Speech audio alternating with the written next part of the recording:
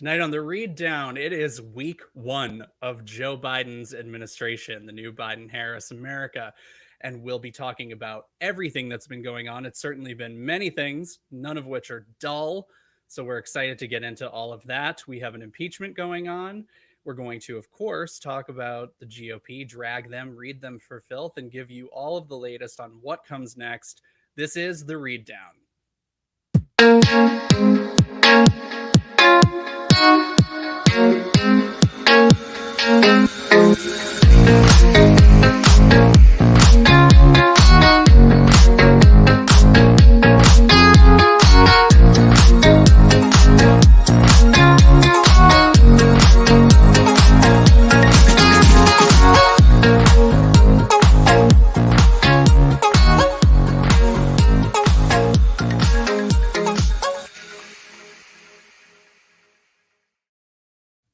Welcome to the Read Down, your weekly progressive political hot take by the Stonewall Democratic Club. My name is Jonathan Welch. I'm your moderator for tonight's episode. I'm excited to get into everything going on in week one of Biden's administration. So let's bring in my co-hosts, Ebony Murphy-Root.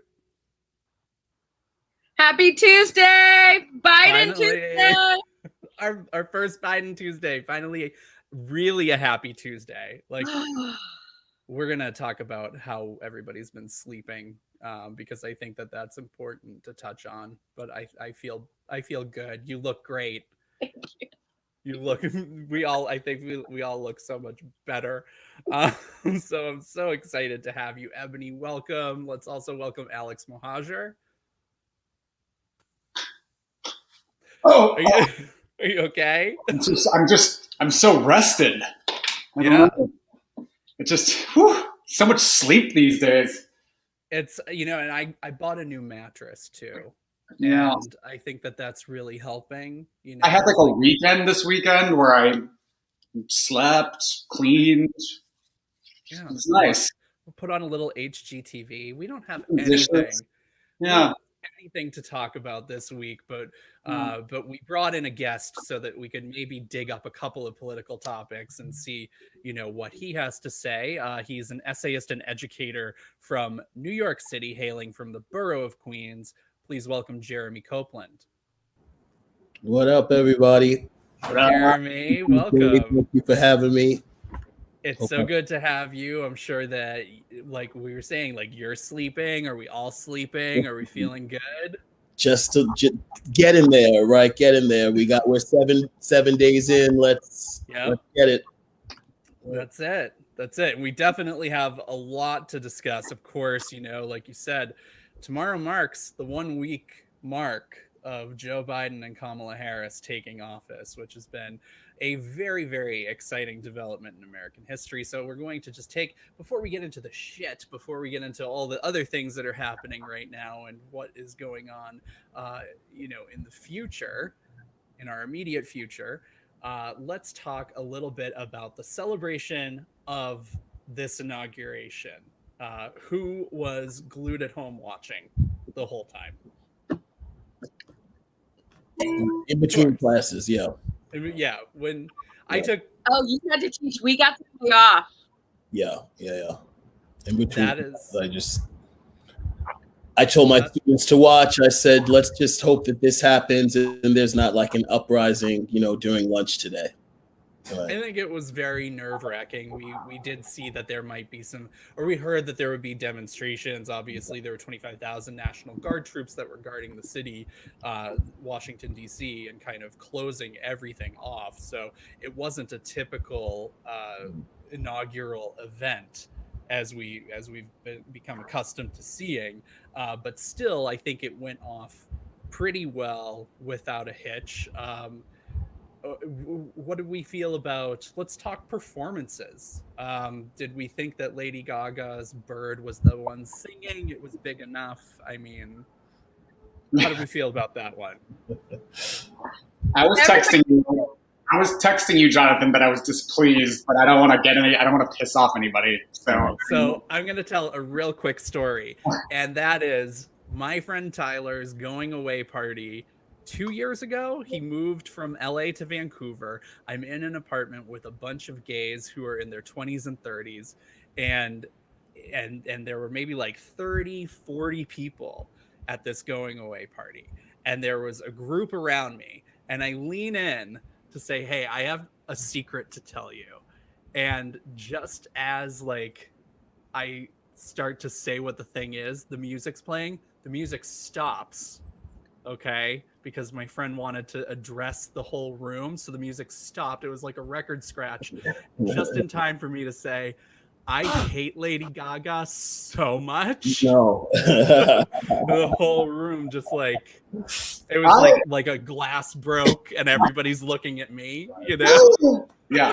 I love Lady Gaga. I just thought she sounded kind of like maybe a little cold out there on the Capitol Rotunda, where just a week prior there was an attempted. Oh no! Wait, it was insurrection. It was insurrection, impeachment, inauguration. Bam, bam, bam. One after another. So I just feel like on actual inauguration day, I was like, give me a minute to breathe, because it's just been. Like, remember when 3 weeks ago we were like, 2021, it's going to be a new year. And it was just like immediately insane, like more insane than 2020 all combined. Yeah. And what a year it's been. You know, I feel it is just January 6th at this point, and we're already like really just deep in it. So, all Lady Gaga aside, I think it went quite well. Joe Biden's address was stirring, on point. I think just what you expect from Joe Biden. And it was just a very polished event. And I think throughout the whole thing, I was feeling like I can't actually believe that this is happening. Did anybody really feel that with me? Yes, of course. I think we're always told that it's somebody else's America. And then we have these moments, these short moments, fleeting moments where it feels like our America. Like my America is Garth Brooks and Amanda Gorman and like a Miu Miu coat that I probably can't afford. And like even Amy Klobuchar up there all the way with Amy K. She was never my favorite, but I think she killed it. And she didn't get a lot of love. Like she had her little, like a whole bunch of Biden's joke. And I chortled. I was like, okay, Amy, look at you up there. I think Amy should host the Emmys. Like, I think she's just damn good at it. She's a great MC. She got her like shaky like hair under control, which I appreciated even in the wind. It was just like, it wasn't distracting me like it did in the debates. Hey, remember the Democratic primary debates? 17 years ago. Remember when that happened? Okay, so I don't want to ever. We have a clip, by the way, of Biden's inauguration speech. Well, let's play it. I had no idea. Let's go. I love it. This is America's day. This is democracy's day. The will of the people has been heard, and the will of the people has been heeded. We've learned again that democracy is precious. Democracy is fragile. And at this hour, my friends, democracy has prevailed. America has been tested, and we've come out stronger for it. We will repair our alliances and engage with the world once again, not to meet yesterday's challenges, but today's and tomorrow's challenges. Here we stand, we're 108 years ago at another inaugural. Thousands of protesters tried to block brave women marching for the right to vote. And today, we mark the swearing in of the first woman in American history elected to national office, Vice President Kamala Harris. Don't tell me things can't change. The answer is not to turn inward, to retreat into competing factions. We must end this uncivil war that pits red against blue, rural versus urban, conservative versus liberal. We can do this.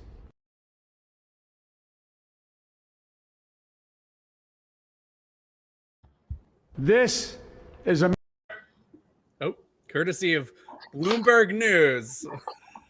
You look a little shocked and a little shaken up, but it was a great speech. I think Joe Biden is a scholar of history. He's a student of history. He has always paid attention very closely to history.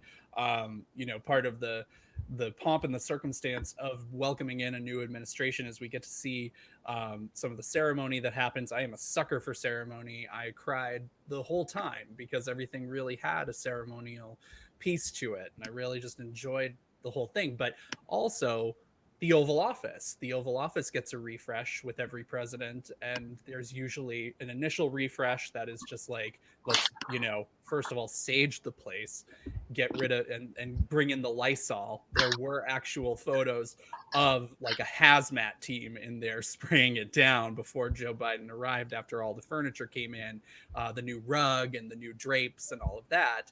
But what I noticed in Joe Biden's Oval Office is that he has paintings mostly of historical figures, whereas other presidents, like President Obama, had a lot of artwork, American artwork that tells a story. He actually just has, portraits of people who he's trying to draw from, with FDR being the person who's over the fireplace. So it's exciting, and I find that I'm just really looking forward to it. And because I'm gay, I want to talk about fashion. How do we feel about all the coats? We didn't have a ball, okay? And that was one thing that I was just like, I want to see a ball gown. And Speak I know for yourself. Fine, okay. Didn't mean it that way, but I wanted to see. Are we talking about two different things? I don't think. I'm not sure. I wanted to see a little pageantry, but how? Ebony, you were talking about coats. So jewel tone coats. Yes, Amanda Gorman's yellow, beautiful coat that was stunning. I don't think I had anything that cool when I was 22. And then Ella Emhoff, who had like some sparkly shoulder embellishment, like both very cool, very Gen Z. I was all about it.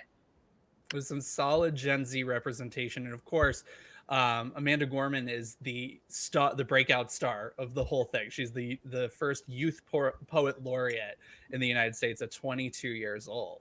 And she was just incredibly moving, and she has a very bright future ahead of her. Jeremy, what did you think of Amanda? I found Amanda Gorman's poem to be quite inspiring, particularly when she said that we're a nation unfinished, and it just kind of made me feel a little more hopeful about what happened, and to realize that, to remember we're a young democracy, relatively speaking, and, hopefully these are just adolescent growing pains, right, that we saw these past 2 weeks ago. And I thought Miss Gorman was an eloquent vessel to remind us, right, that we still hopefully can do better. Although some people been hating on my girl too, and I don't understand what that's all about. But I mean, I do understand, but they need to slow that down. I think that people are always going to look for something to bitch about. My personal thing to bitch about with this inauguration is not Amanda Gorman. I think she's just incredible. And you bring up what she said in her text, and of course, we're striving towards a more perfect union. We're unfinished. It is not to go back to Natasha Bedingfield here. The rest is still unwritten. But like, we are writing history. Like, we are just going along, and we don't know how this will continue to move, but we are a young democracy, but we're also one of the world's oldest democracies at this point. And so we have quite a lot to uphold. This is a little look at fashion, and I'm so glad that the last slide here shows us the other breakout star from the inauguration, which is Vermont Senator Bernie Sanders, who brought he did not get gussied up for the event. He did not bring his +1, so he was sitting alone in a folding chair, mittens crossed, with his mail. He brought mail. And so this became a meme, and it's everywhere. And now that's the thing that I think I'm a little tired of. But at this point, let's just have some fun and joy, I suppose, right? Oh, I never get tired of that Bernie meme. God damn. Every single one is hilarious to me. I think it's hysterical. Like, I made one of the Britney Spears, Madonna, Christina Aguilera performance from like 2003, and Bernie sitting in the back, which I just thought was hilarious too, making myself laugh Yeah, I never get tired. Let's superimpose Bernie Sanders' crotchety, curmudgeonly, mittened self into every photograph ever from now on, here unto for in perpetuity for the rest of all time. I saw one on they imposed him on the Janet album cover from '93 that I thought I was feeling that one.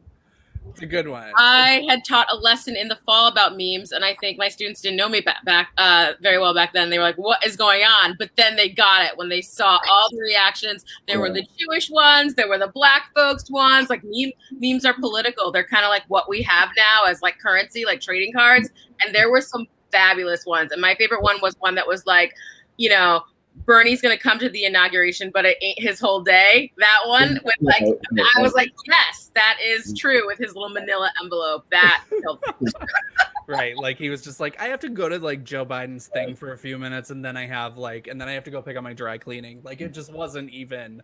Bernie Sanders doesn't get his clothes dry cleaned. That's fair, and he only has the one coat.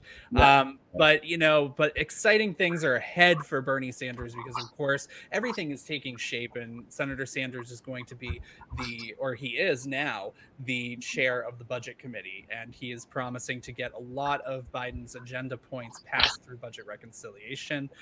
We have 2 of those processes happening this year, and we'll get to the policy in just a moment. But of course, in the beginning of the administration, day 1, we had the president and first lady and their family march to the White House. We had the vice president, the second gentleman, and their family go to the EEOB, the Eisenhower Executive Office Building, to their offices and get right to work. And one of the first things that we saw was a new press room.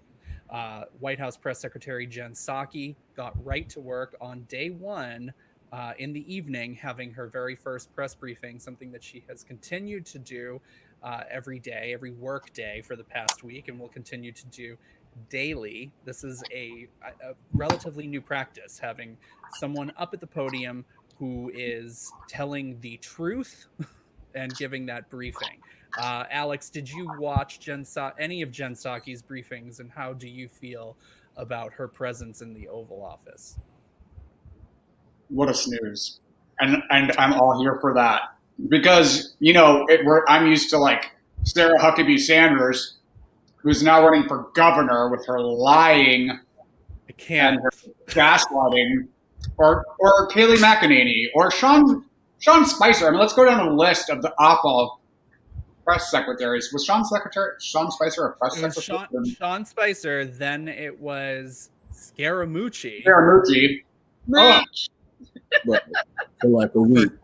That's right. For like, I think it's just nice to have like somebody in there who's just there to deliver the facts. She recommits to transparency on a near daily basis. And she's from Stamford, Connecticut, so woo woo. And she's from Connecticut.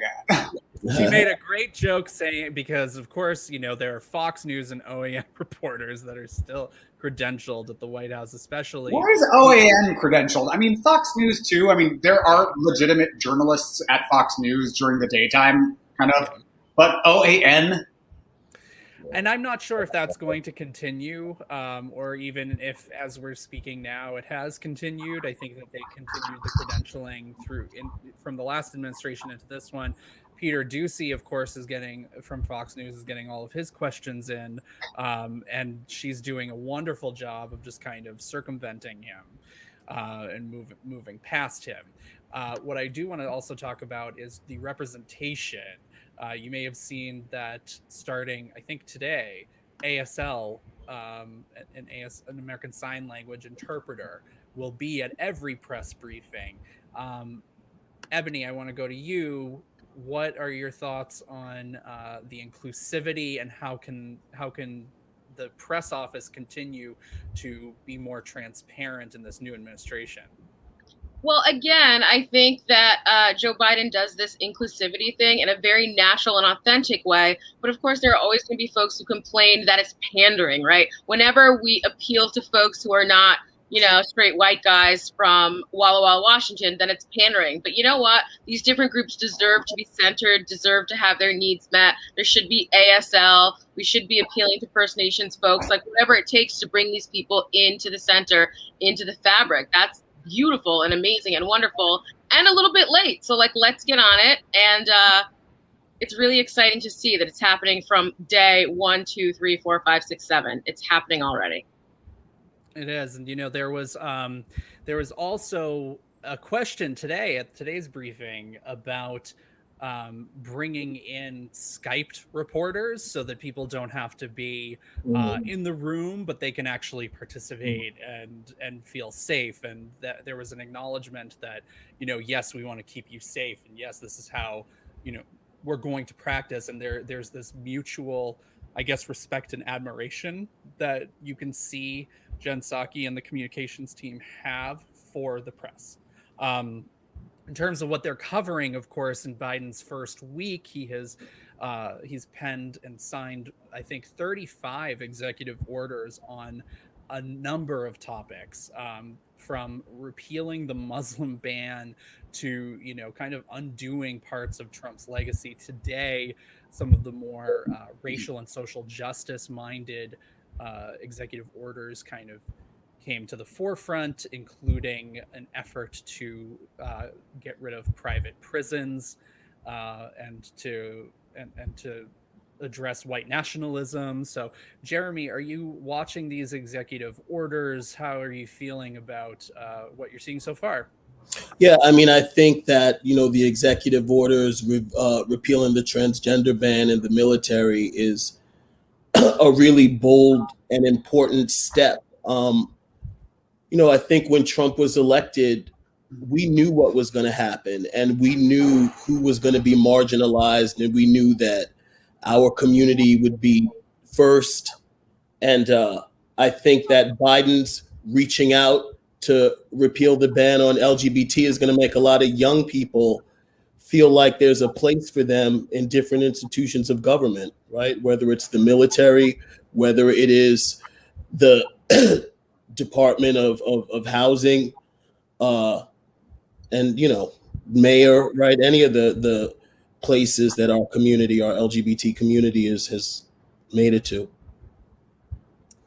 Yeah, and thank you for bringing up the repealing the transgender ban. I think that was a huge moment, obviously, for the LGBTQ community, something to be celebrated and done simultaneously with the swearing in of Lloyd Austin as the first Black Secretary of Defense, former General Lloyd Austin. There was a pretty substantial vote in the House to allow for him to get that waiver that he needed, because he's only been out of service for about 4 years, and it's usually recommended that someone be out of service for 7 before taking that position. But he's kind of the perfect person for the job, so it was quite a day. And on top of that, Vice President Kamala Harris yesterday also swore in Janet Yellen as the first female Treasury Secretary. So the first woman Vice President swearing in the first woman as Treasury Secretary, and we're pretty excited to see what comes out of that. Are you expecting big things from the Treasury, Alex? And what are you expecting in terms of financial reforms and things that need to be done? Well, first, let me say that Joe Biden didn't just kind of bat away some of Trump's legacy. In less than a week, he, by the stroke of a pen, has really undone most of Trump's legacy. The border wall, restoring the Dreamers program, restoring LGBTQ protections in the workplace and for transgender people in the military.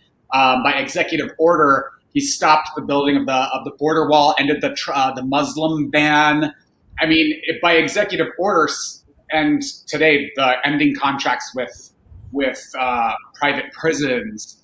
To me, this is why Trump's governing by executive order was a problem for him, why he never bothered to codify these painful actions into law through Congress, through the legislature. And this is what happens, and elections have consequences. And literally 1 week, most of Trump's legacy has been undone, most of it. Really, the longest lasting will be his judicial nominees. But sorry, Treasury Secretary Janet Yellen. We'll see. We will see what she's able to do and what she'll be able to do without Congress. It's a very powerful position. I think she's got progressive support, and we'll see. I'm very excited about her, and I think she's going to do great. It's exciting to see these executive orders. I'm glad that you kind of circled back to that, Alex, because it is exciting to see that happen. Because of course, like you said, Trump did everything by executive order. He didn't really. He was kind of lazy and didn't really understand how to put in the work with Congress, especially when they held two houses of Congress, and then all of a sudden when they didn't, and the House came back into our hands, you may recall. It was just like a hair on fire. Like, we have to stop them from doing anything, even though they didn't do anything in those 2 years, except for the big tax cuts, which can, of course, be repealed. A lot of the things that Biden is addressing through executive orders have to do with the short term. So COVID-19 recovery, addressing several of the testing issues and the vaccination issues. We saw that Biden's team, or we're hearing reporting that Biden's team got in to find out that the vaccination plan was far weaker and almost non-existent as far as they could tell, and even less was done than they realized. Today, the Biden-Harris administration also purchased, I think it was 200 million additional doses of the Pfizer and Moderna vaccines. So that's increasing our vaccination count by about 50%, with Biden's goal of getting over 100 million vaccinated in his first 100 days, and then taking it from there. Ebony, where are we with COVID relief? What I guess what I'm wondering is, like, what do we do now, and how do you think that the administration is handling this so far? I think what we need now is total transparency about how many vaccines we have, what it's going to take to get it out to people, what the rollout's going to be like in terms of, like, how do you sign up, how many weeks do you have to go. I think people just want to be, like, reassured that they will get theirs, that there will be no jumping of the line because some people have money or connections, that it's going to be fair and it's going to make sense in terms of who goes first. I think that's what people are looking for. And then I think people want acknowledgement from our leadership that there has been a real economic struggle, and that the $600 that we got a few weeks ago and the first $1,200 were steps, but that there needs to be more, especially targeted towards the people who really need it, however we determine that. So I know in Long Beach, our Mayor Garcia, has had a really clear rollout. People are feeling good, but in wider LA County, there's real fear around people feeling scared that there's not going to be access, and that the vaccine is only going to be available to folks who are powerful and privileged. So we definitely have to assuage that, so people know that it's going to be available to them and soon. Yeah, and Mayor Garcia is doing a fantastic job. I am just amazed at what's happening in Long Beach, because it's really kind of rolling along so much faster than the rest of California. But a lot of the COVID relief that we're looking for is probably coming out of legislation. So Biden introduced a $1.9 trillion plan that includes things like direct payments, small business assistance, and helping local and state governments to recover from the COVID economic fallout, but also to help them to rebuild their public health infrastructure and to create a system like what you're talking about, Ebony, where you have like a portal that you can go to and you can actually like enter your information and figure out when you can get vaccinated and kind of where you are in the line. How, I'm going to go to you, Jeremy. Do we feel like, and we're already seeing members of Congress kind of chip away at this, how could we effectively get this done? And, what do you think are the most important things that could come out of a package that big? Well, I think, one thing I think Ebony addressed, right, the funding issue and taking care of folks who are struggling because they've lost jobs. But I think it's also important to reach out to Black and Brown communities and reassure people about the safety of the virus, the vaccine, because even though you know, availability is one thing, but a lot of people are still skeptical. And you just think about historical things, the Tuskegee, you know, experiment. And I think there's still a lot of hesitance, particularly among frontline workers, people of color, folks who are most vulnerable, folks who really need to get vaccinated first. So I think part of any package, there has to be an outreach to the Black and brown communities to really reassure folks to get, you know, vaccinated. My parents are older; they got vaccinated. You know, I haven't been able to get it yet, and I know, you know, just colleagues, friends, some Black folks are still a little skeptical. Do you, your parents got vaccinated though? They did. They drove up to Harlem a few days ago. That was like we live in, you know, they live in Queens. It's the closest they could go, but they got their first dose. They're still waiting. And was there any, when you were talking to them, was there any hesitance at all in terms of, you know, getting it? I'll be honest, they're braver than me. You know, I guess, and maybe they come from an era they're a little less cynical. I don't know, but they would like stick it in my arm. You know, where me, I'm more like looking at my coworkers. I'm like, okay, you white folks, you go first and let me know how it goes. Yeah. Sure. You know, or, you know, having your parents set that example, I think, for you and for their peer group too. I think that's it's important. And I'm kind of, you know, I'm joking as far as myself, I'm going to take it, but I do know that there are still some folks who are a little reluctant. And I think it's important to reassure people, right, particularly folks who are the most vulnerable and who have the most reason, I think, to be sometimes a little cautious. Yeah, absolutely. I think that we make a big deal out of anti-vaxxers in a way, you know, but there are a lot of people, most people who are willing to get the vaccine, so we have to get those people along. Alex, you had a thought. So I got my mom vaccinated today, and great. He's in the priority group. And had I not had the patience to sit on the LA County website for hours, clicking refresh and entering information and having the website crash and starting over again from the beginning and entering all her information and having it crash, obsessively refreshing, going to different locations and different appointment slots, trying to find one that was available, through the process over and over and over again. And finally, by the grace of God, I was able to get her an appointment, and I'm going to cry because it was so stressful for me because I care about my loved ones. I want to get them vaccinated. I'm not going to get vaccinated to the very end. I wish that I could. So I wish that I had the luxury of being like, oh no, I can't, you first. No, I want it now, but there's no way that I'm getting it now because I'm young and I'm healthy. So I'm stressed out trying to get my mom a vaccine. I was able to get her an appointment. And by the way, if you try to get an appointment in LA County now using the website, at least for the last several days, you know, you can't.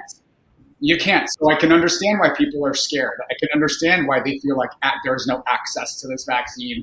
And, you know, she went and got it today and she's scared. And another thing I will say as a child of immigrants is that there is distrust of the government and of what they're putting in their arms. And she did express a little bit of like worry about what she was getting. I was like, Mom, you better get to that fucking vaccine place and get that vaccine in your goddamn arm or I will come over there. You know, so anyway, that's what I think President Biden plans on trying to have, 75-80% of the population vaccinated by the end of the summer. I think that will be great. I think if anyone can pull it off, it's going to be him. Right. Yeah. I mean, a part of this plan and a part of the orders that have come out and kind of, where he's going is that there are going to be mobile clinics. They're going to institute the Defense Production Act so that we can have, there are certain syringes that get more vaccine out of the tube. So you can actually end up getting, another dose out of this tube. So we need to produce those. Mackenzie, what is she saying? I'm hoping we can have a national conversation about the vaccine and getting people to believe in science again.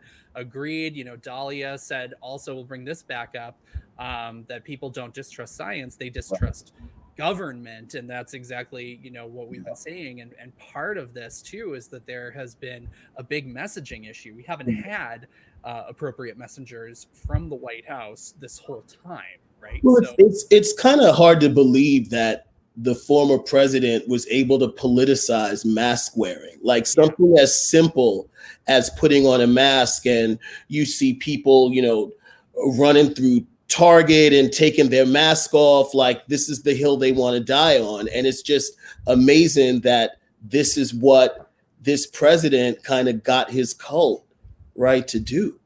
Yeah. Well, and let me say, I'm the child of immigrants, as I said, and this wasn't during the Trump era, the distrust of the government. It was from when I was a kid, like I remember being told like, oh no, be careful of the system. You don't want to get in the system, and so we were reticent to ever have police be involved or to get involved with any kind of social services because you don't want to be in the system. And that distrust and that kind of paranoia about government was instilled in me from a young age. And these are Iranians who literally traveled here from Iran in the 1970s, where there was like a fascist authoritarian theocracy that took over and implemented Islamic rule in their country. Like that's what they escaped from. And they got here and they're like very, very distrusting of government. That is something that's taught. I don't want to speak for all immigrant families and communities, but I want to speak as that being my experience. And so I think Mackenzie suggesting a conversation about the vaccine is, I think, maybe a good thing, but also just culturally, there's a lot to overcome here in terms of distrust of American government. And that's because the American government may have, in some cases in the past, earned the distrust. And I can appreciate Joe Biden's desire to be as transparent as possible, or so he says, Well, I think that speaks to the problem that we have post-Trump, I think, where, that distrust, like you said, it's been there, right? I think maybe we've all grown up around people who haven't been very trusting of the government, for one reason or another. And that's something that you do hear a lot in different communities, especially in immigrant communities and especially in minority communities. You do feel that distrust. But Trump comes in and makes it exponentially worse and inflames everything over time, right? So, this is a big mountain, I guess, for Joe Biden to climb. And Jeremy, like you said, if anybody can do it, it would perhaps be Joe Biden. It's been great that he's, brought Dr. Fauci in. Like, it's nice to... Oh, we have him frozen. Jeffries. He's frozen, but he did mention Dr. Fauci. So let's pick up, before he comes back, or until he comes back, I should say. Bringing Dr. Fauci and having Dr. Fauci is a very important figure in all of this. And the White House put out a very... Oh. Are you back, Jeremy? I'm back. I apologize. That's okay. I was picking up from Dr. Fauci, and I was saying, that there was a video that the White House put out this week that was just Dr. Fauci saying, wear a mask, and he puts on a mask. And it's like, how simple is that? Right. So, it's beyond just... Joe Biden got the vaccine, and after every press conference, he makes a point to put it on and walk off, because he's trying to lead by example, which I appreciate. Yeah. Yes, and everybody in the White House is doing it. It's been mandated now and on federal property. Everybody's doing it. Don't you want to wear a mask? Wait, what did you say? I'm sorry, I froze. Everybody's doing it. Don't you want to wear a mask? Exactly. See, it's positive peer pressure. Yeah. That's right. It really does matter. And there are some people who I think could definitely be helped by wearing one. Anyway, so I'm talking about the Uggos. But, there we go. He's got his mask. And it's safe, So anyway, we are seeing mask wearing even by Republicans. That it's no longer up for debate with the executive order that's been signed. But I'm going to shift over to the Senate because there's been a change, of course, in the Senate now. Mitch McConnell is no longer the Senate Majority Leader. Chuck Schumer is the Senate Majority Leader. But of course, with a 50-50 Senate, there had to be a power sharing agreement. And Mitch McConnell was threatening to filibuster even the organization of the Senate, a mundane task that is something that people normally don't even pay attention to. So it's very clear that he is doing whatever he can in order to hold up the business of the Senate. He is, of course, the minority leader, but it is 50-50. Two Democratic senators, Joe Manchin and Kyrsten Sinema, said to Mitch McConnell and said publicly that they would not support getting rid of the filibuster. So finally, McConnell caved last night and allowed for the Senate to continue. Right in the middle of Rachel's interview with Chuck Schumer, which was great. Right. And my favorite moment from that was when he was explaining his name and he was like, Charles Ellis Schumer. So I was like immediately like Googling, like, look at that. That was a beautiful moment. And I hope that people who, students of the humanities and history got that connection. We're gonna have a little talk about Ellis Island. His name is Shooms. Yeah.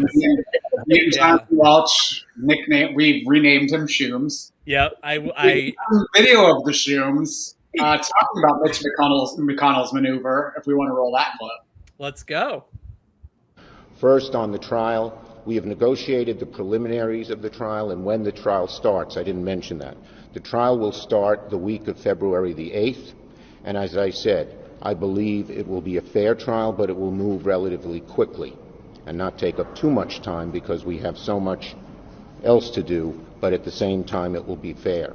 On the organizing resolution, Mitch McConnell will not dictate to the Senate what we should do and how we should proceed.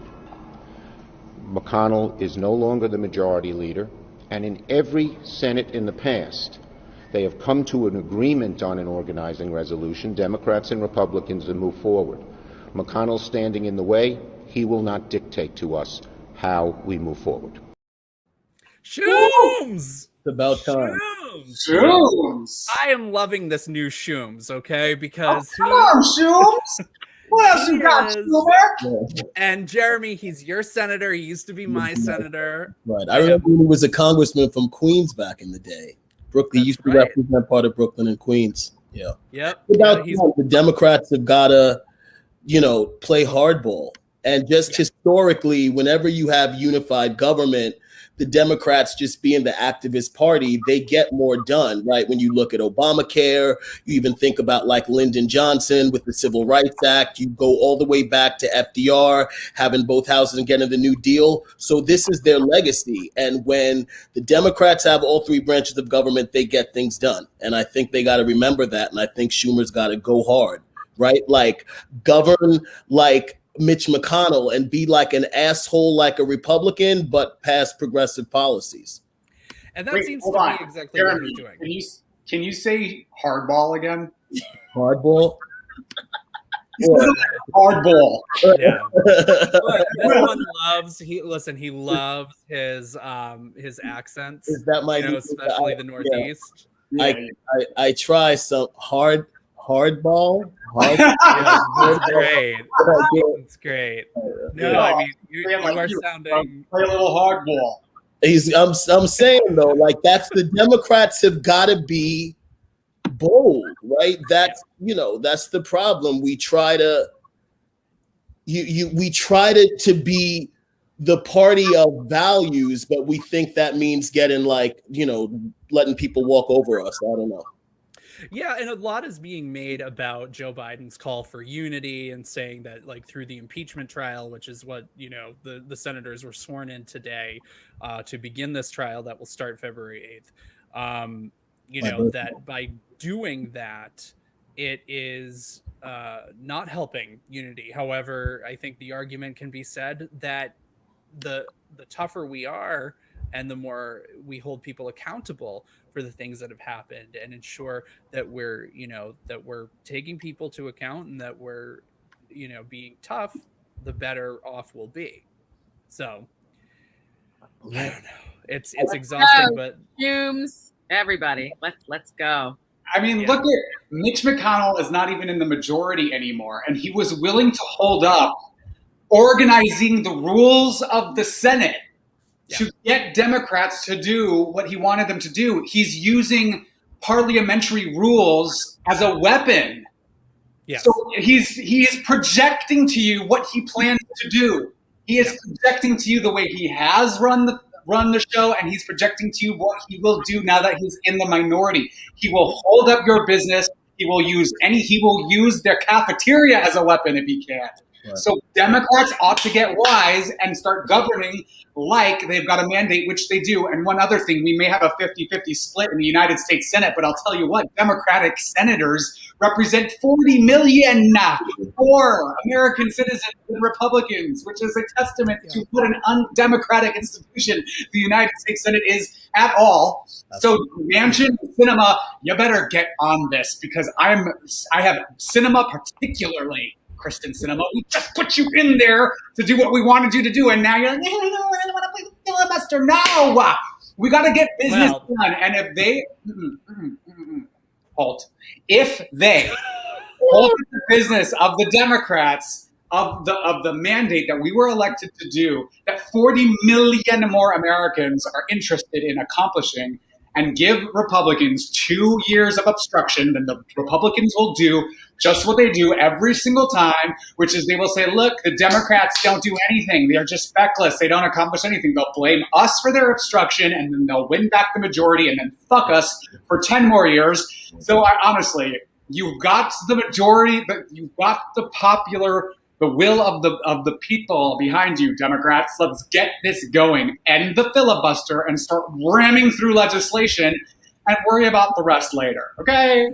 Yes. Well, I think that was your library read a little bit. However, what I will say, and I agree with you, Alex, but there are other ways to look at this, like Kyrsten Sinema and Joe Manchin, they could very well change their minds. I mean, just because they gave their word on this one doesn't mean that when they see that everything is being obstructed, that they don't change things a little bit. And on top of that, I agree, and Stonewall put out a resolution just last night that we just voted on it to end the filibuster. Yeah. But there is another route, which is to piece by piece take the filibuster away, to go nuclear on little bit by little bit. Like he could have gone nuclear on the organizing resolution. Fortunately, we got to a place where that did not have to happen.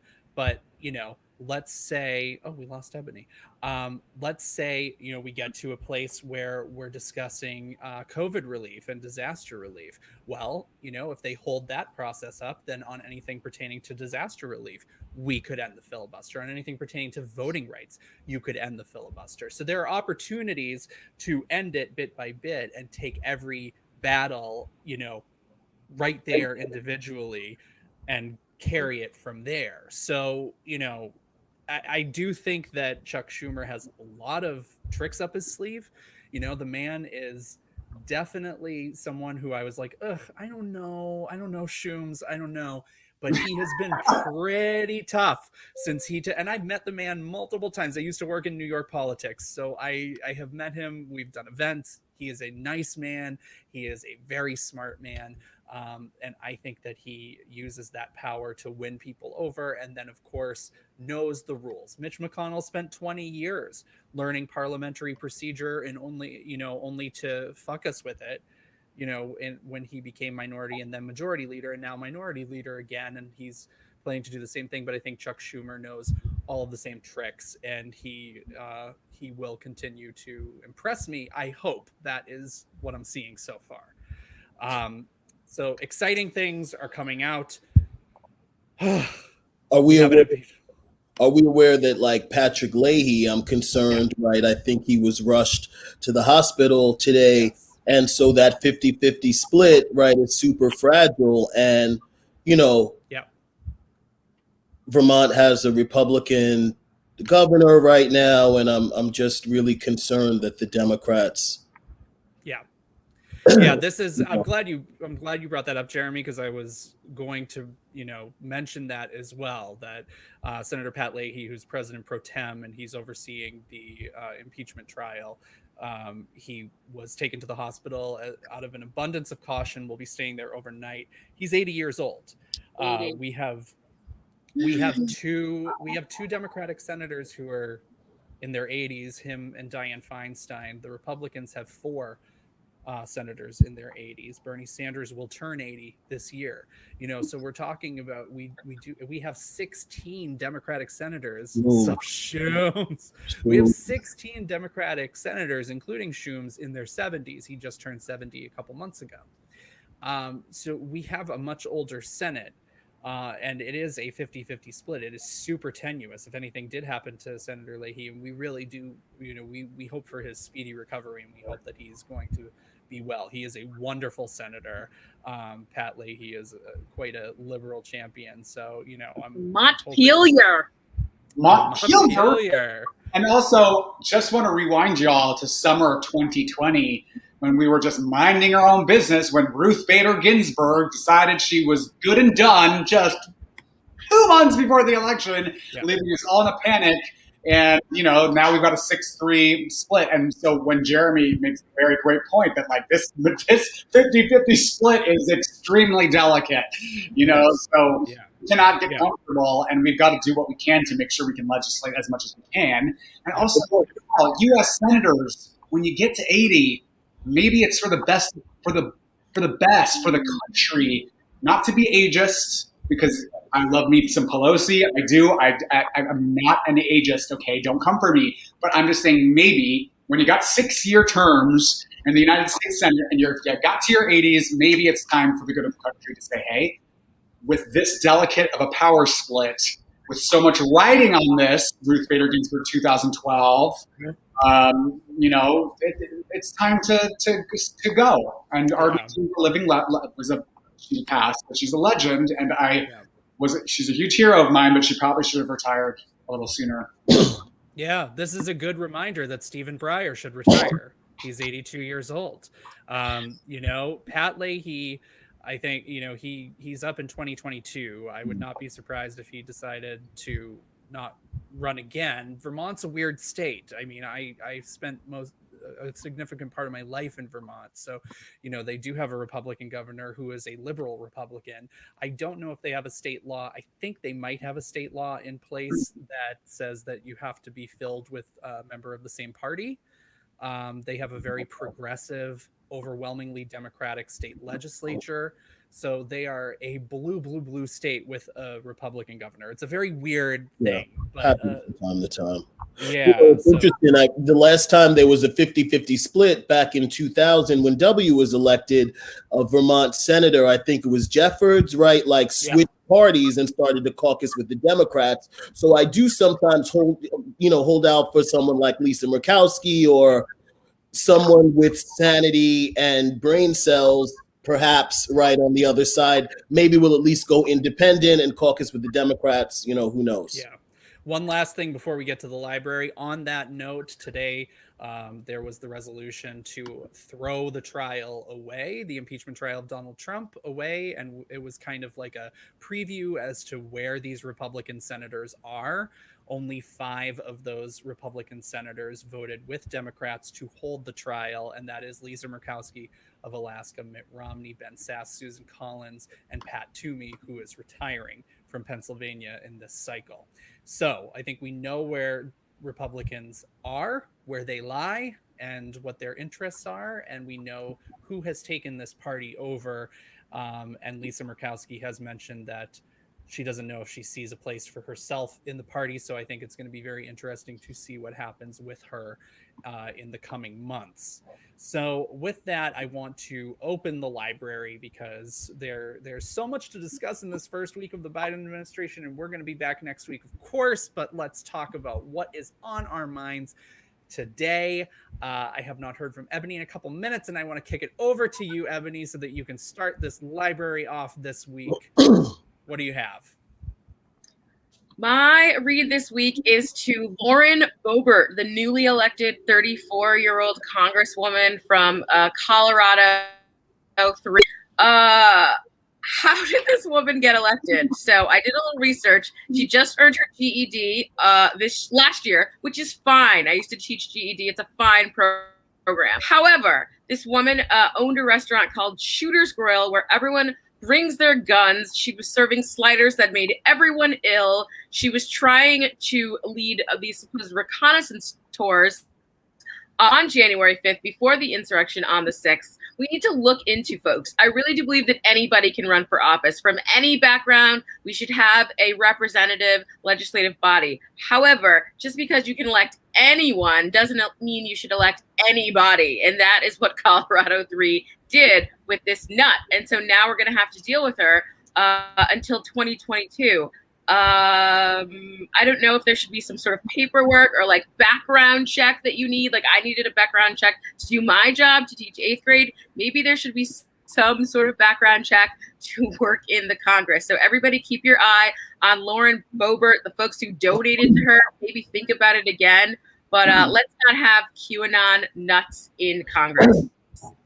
And Ebony, not just that, Lauren Boebert has a rap sheet a mile long. She's tangled with the law, and her husband, Jason, was arrested and convicted for exposing his penis to 2 teenage girls in 2004. This family is not appropriate. So much for Law and Order, right? These Law and Order folks, I don't know. Yeah, real Law and Order. Yeah. And her district encompasses Vail, and I read an article just the other day that a lot of the people in Vail are like, we need to get her out of Congress, and that's where all the money is, in Aspen and Vail. So we'll see what happens with Lauren Boebert, but I think that she is quite a disaster, and she's gone through the metal detectors to the floor of the House several times and set them off. So obviously she probably has some guns in her House office, which is horrifying. She is there to perhaps shoot people. I want to go over to Jeremy. Jeremy, do you want to get on a soapbox about something or someone this week? I guess I could start by addressing Daniel Cameron. I don't know if folks know who that is. He is the AG of Kentucky. He handled the Breonna Taylor case. He claimed that he gave the grand jury all of the possible charges that they could use to indict these officers. And he basically used them as a shield. And now these grand jurors are actually calling for his impeachment. They said that, he lied. He never told them that they could, indict the officers with manslaughter. And I just kind of want to tell folks like Cameron and Black Republicans in general, there is no special place in heaven for coons, and there is no special insight that you have about the Democrats that the 90% of us who vote Democratic just don't see. Wake up, you are being used. And Daniel Cameron, I'm sure that although folks are against impeaching the president, they will find a way to impeach your black ass, and bye-bye. Yeah, we were talking about this before we got on air tonight, that there are a lot of people who kind of betray who they are. We have a lot of queer people, women, people of color who side with Republicans. And I just, what explanation do we have for these people? And it's really there sad. There is even the one Black insurrectionist. Did you see that? The one guy. Mm-hmm. And, he's still in jail. All the other ones were let go. So it's like, It'd be like that sometimes. Tough lessons. That's right. The system is the system, right? And you just because you're cozying up to these people doesn't mean that they're not going to turn on you. Ugh. And he's young. He's only 35, Jeremy. Yeah. Like that is just it blows my mind for so many reasons. Alex, he's not cute though. I would be like really angry and disappointed if he were looked like Cory Booker or something. So yeah, the hairline is the tell. There's that Black Republican hairline. It is what it is. I'm sorry. It's true, and it might be something in the hair patterns. The Republicans have their own weird hairdos, and I think that that's something we need to examine through science. I'm going to go over to Alex. Alex, give us your read this week. My read this week is for anybody, I'm old enough to remember when Barack Obama inherited the worst economy in American history since the Great Depression and a huge mess, the Iraq War, our ties with our allies completely in tatters, our economy in the dumps. I was starting law school when Obama started his term, and midway through his term, I was graduating law school and still could not find work. I had to work part-time. minimum wage law clerk jobs in K-Town here in LA for really weird, corrupt lawyers. And I remember that time, and I remember all too well how Republicans immediately shifted to, after running up the deficit, to being the party of fiscal conservatism and blaming all of their problems on Barack Obama immediately. Like this, we just sat through 8 years of George W. Bush, and they ran on that. And they, by the way, took power on that message. They were able to win during those midterms, and they were able to cement a conservative majority off of that message for like 10 years. Okay. So I remember all too well. And it's like been 3 days into Joe Biden's administration, and I can already feel them shifting. Before the impeachment, before the inauguration, was privately saying he's pleased that the Democrats are impeaching. He's privately saying this is our chance to get rid of Trump. Joe Biden gets inaugurated, and now he's voting against impeachment. It's unbelievable. It's unbelievable. Republicans, your craven, self-serving hypocrisy never ceases to amaze me, really. And what really never ceases to amaze me is that people do not see through it and still vote for you. And it's let's just hope, I really hope that Trump was the downfall of this modern Republican Party, and that they are forced to reshape and be held to account. I doubt that's going to happen. We're going to need to stay diligent for many, many years. But man, Republicans, I'm reading you this week for Phil. You've got my library read. Here's hoping, Alex, that party splits. Yeah, come on, right? Like, I hope that this party splits apart at the seams. I am really looking forward to seeing just how they kind of eat each other alive over the next couple of years, especially through the primarying process. And I'm going to piggyback off of that for my final remarks tonight. I'm going to start, though, by saying that any fans of the television show Designing Women know that Suzanne Sugarbaker's house, when we cut to Suzanne Sugarbaker's house, that it is actually the Arkansas governor's mansion. So when we see that photo, we know that Bill, Hillary, and Chelsea were living behind those walls at that time. So it's really kind of a nice little piece of trivia that the houses in Designing Women are all in Little Rock, including Julia Sugarbaker's house. Now, when I see Suzanne's house, I think, well, there's the Arkansas governor's mansion. And here's someone who I do not want to ever, there's Hillary. Okay. Here's somebody who I do not want to be in the Arkansas governor's mansion again, is Sarah Huckabee Sanders. She, of course, spent a part of her youth there because her father was governor. She is running, and she lied to the American people every day in her job as White House press secretary. And now she has taken it upon herself to be a candidate for governor of Arkansas. Not too thrilled about that one, but I'm here to remind you all that the midterms are coming, and I am going to bang that drum over and over and over again, and I'm sure that that's going to make a lot of people in my life want to run away and hide. But the midterms are coming, and it's something that we have to really think about, because Sarah is going to be one of many candidates who are going to pretend that the Trump years either didn't happen or that they were right in everything that they did. And that is simply not the case. It's our turn to run powerful candidates who are unapologetic. If anything, if we learned anything from Georgia, it's that if you run an honest campaign as Democrats, not as conservative Democrats or blue dogs, but as regular progressive Democrats with an agenda to get things done for the American people, that is going to be a winning message. We have an uphill battle to climb because, of course, in every presidential or in every midterm cycle, the president's party usually loses seats. But I think that we have an opportunity to actually gain seats, and that's something that we have to focus on. Take a look at North Carolina, where we have a retiring GOP senator. Richard Burr is not going to be seeking re-election. So State Senator Jeff Jackson, who is 6 days older than me and has his life way more together, he is running, and he released a very earnest and exciting campaign launch video that is so different from Sarah Huckabee Sanders and her video trashing liberals and talking about our agenda. Jackson was positive and talked about bringing North Carolinians together. He is going to travel all 100 counties, I think it's 100 or 110, in North Carolina and meet with people as soon as it's safe in order to make connections across the board.